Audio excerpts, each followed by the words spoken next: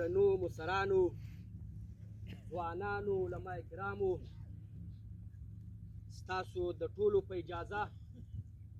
یقینا چې ډېره د خوشحالۍ خبره ده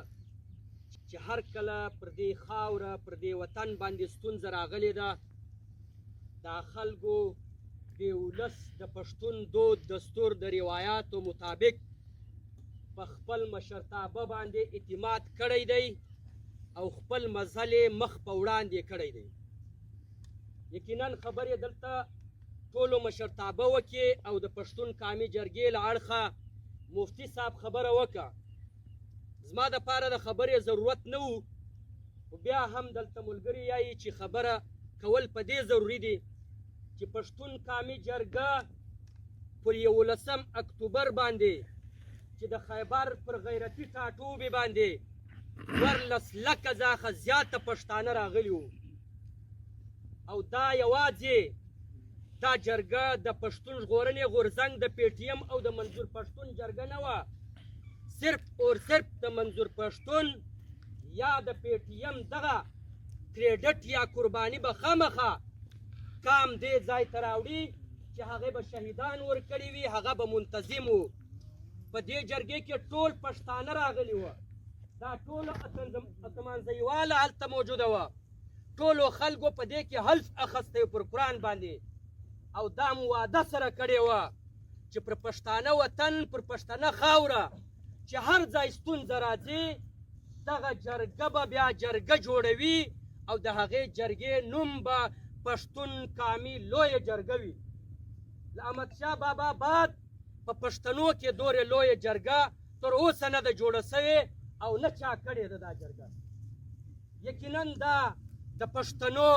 د دود دستور د پښتنو د روایاتو مطابق بیا هلته 80 کسیزه جرګه ټاکل سوې ده. په 80 کسیزه جرګه کې د پښتانه وطن لا ګوټ ګوټ ځاخه، له هرې ضلعې ځاخه، له هره قامه ځاخه، له هرې سیاسي ګونده ځاخه موږ نماینده را اخیستی دی او د هغې په نمایندګي باندې موږ خپل مزل ته دوام ورکړی دی. یقینا چې ډېر خلک به دلته په غرونو په کډونو کې پراته وي، له دې صورتحاله به نه وي خبر چې پښتون قامي جرګه خو وسپه او پرېکړې یې وکړې، فیصلې یې وکړې او زموږ دپاره یې کم کار کړی دی او کم قدم یې اخیستی دی. ستاسو په مخ کښې زه د دغې جرګې لږ صورتحال تر دې حده بیانوم. یقینا چې دلته ستونزې شته، موږ چې کمې پرېکړې او فیصلې کړې دي 22 فیصلې موږ را اخیستې دي. دا پښتون قامي جرګه د دې پښتون قامي جرګې وفد به وفد دلته موږ کمیټیانې جوړې کړې دي، موږ د سیاسي ګوندونو سره هم د ملاقاتو دپاره کمیټۍ جوړې کړې دي، موږ په هر اړخ باندې کمیټۍ جوړې کړې وي،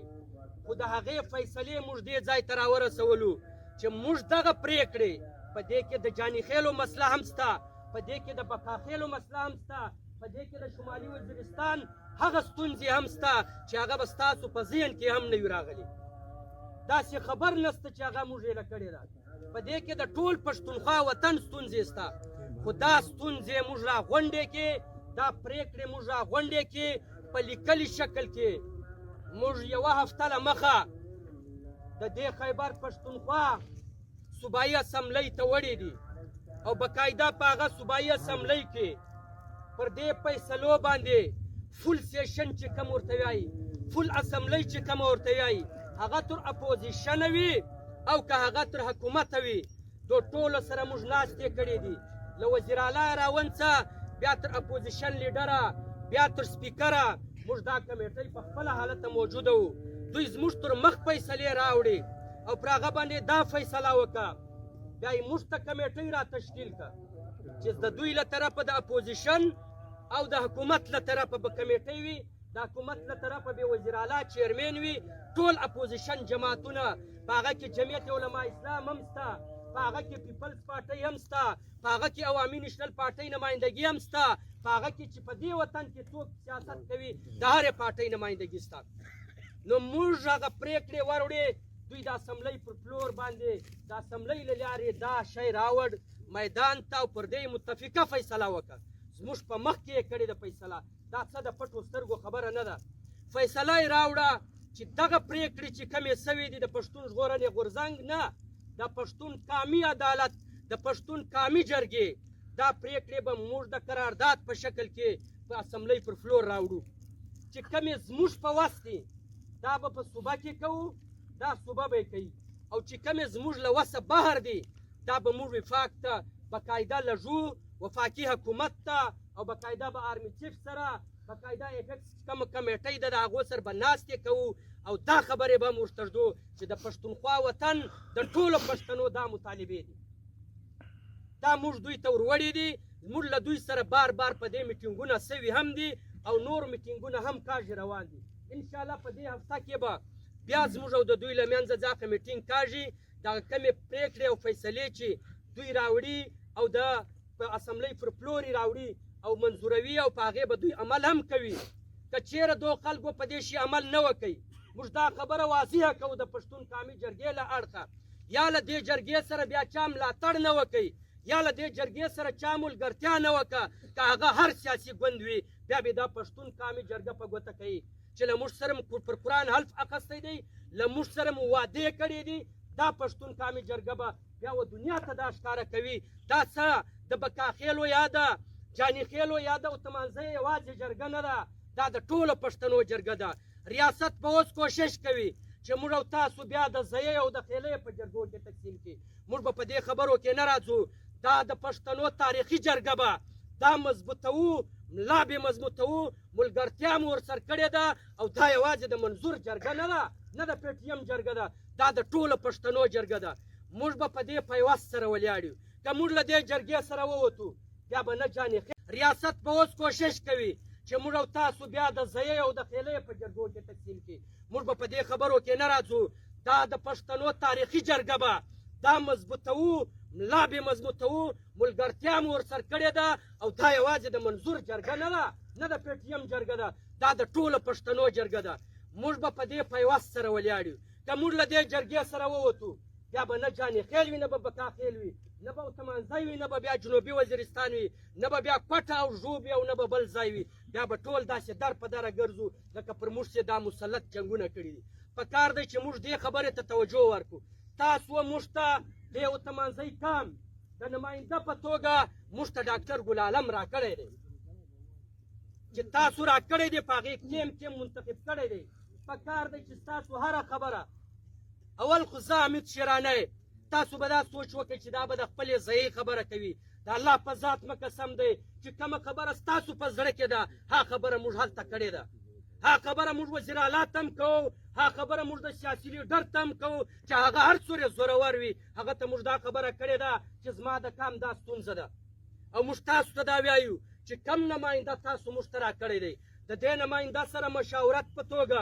تاسو مشاورت ورسره کولی شئ دا خبره به دی هلته راوړي او دا پښتون قامي جرګه به چې ستاسو زړه غواړي موږ کمیټۍ تشکیل کړې دي موږ به انشاءالله سیاسي ګوندونو سره اول خو د دوی نماینده را سره دي هغه نماینده له موږ سره موجود دي موږ به هر مرکز ته ځو موږ به هر ټاټوبي ته ځو موږ به هر جماعت او هرې پارټۍ ته ځو دا خبره مو ورته کړې هم ده او دوی را سره منلې هم ده چې باد کې نه منله ما مخکې وضاحت وکړئ چې بیا به موږ کام ته په ګوته کوو چې دا له موږ سره پر لیار نه ځي نو انشاءالله موږ دا کیسه روانه کړې ده په دې هفته کې به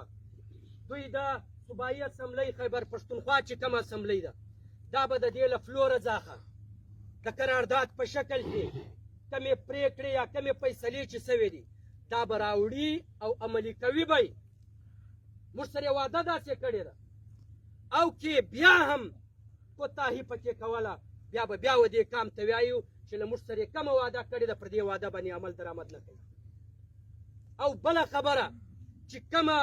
د دوی په وس کې نه دي دا به وفاق ته دري تر اپوزیشن او تر حکومت له موږ سره دا وعده کړې ده چې موږ به هم له تاسو سره ولاړ یو موږ هم د دې خاورې بچان یو موږ ورته ویل دعا مو ورسره کړې ده انشاءالله چې یو شی به داسې نه وي چې هغه به موږ مخ په وړاندې نه وړو له تاسو څخه دا توقع لرو چې دا کام به پر وړو وړو کیسو نه سره کاږو نه به سره بیلوو چې دا پلانۍ ځای ده او دا پلانۍ خیل دی پښتون قامي جرګه ستاسو اواز دی او اواز به مو وي غږ به مو وي تر هره حده چې ځي دغه یو زه راغلی یم 2 میاشتې مو سوې دي دغه ملاقاتونه دي دغه ناستې دي کور ته نه یو تللي د دې دا مطلب نه دی چې زه پر کام احسان کوم زه پر کام احسان نه کوم دا پر موږ د کام فرض دی چې ماتې خوله او زبه راکړې ده نو زه به دا د کام دپاره استعمالوم نو هر څوک به دا کوشش کوو چې دا به کوو که نه کوو د پښتون قامي جرګې ملاتړ به کوو که نه کوو موږ واده او حل پر سر کړی ده په دې کې به ولیاړ یو که به نه یو ولیاړ ستاسو به موږ اواز یو او انشاءالله دا وخت به نور هم ګرځي پر نورو جرګو به هم ګرځي تاسو خپل کمې لوکل جرګې چې دي دا پکار دی چې ډاکټر صاحب او دا نور خلک سره کښېنئ دلته دغسې لوکل جرګه له هرې ځای له خېله دا موږ فیصله هم کړې ده چې له هرې ولسوالۍ یا له هرې ضلعې څخه یا له هره کامه ده جرګه را جوړه سي خو پښتون قامي جرګې ته تاسو د نماینده په توګه یو سړی راکړی دی هغه به د دې جرګې ټولې پرېکړې یا ستاسو کوم قامي علاقایي ستونزې جوړه جابروي او چې کله سیاسي پارټۍ سره موږ ملاقاتونه کوو یا د دې سره زموږ کومه کیسه روانه ده تاسو بیا ورکاسته ډاکټر صاحب ته دوه درې کسان څه خبره نه ده خو لیکن چې ډېره ګڼه جوړه سي بیا په خبره موږ نه پله پوهېږو هلته چې کومه خبر موږ دو یا موږ له دوی سره دا 2 میاشتې کم مجلسونه روان دي 3 واره زموږ له وزیر اعلی سره ناسته سوې ده په د اخري وار هم دا پښتو ورته ویلې ده چې خبرې زیاتې داسې نه کوو خبرې به حقیقت سره کوو نه زه محفوظ یم نه ته محفوظ یې دا ټوله پښتونخوا له بارودو ډکه ده نو انشاءالله پر دې به سره ولیاړ یو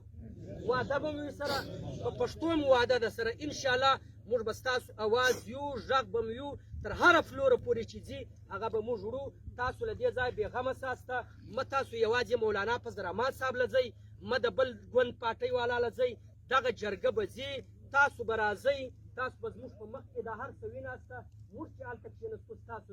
د زړه خبره به موږ هلته کوو انشاءالله بیا به پر هغه موقع ګورې وما علینا الا البلاغ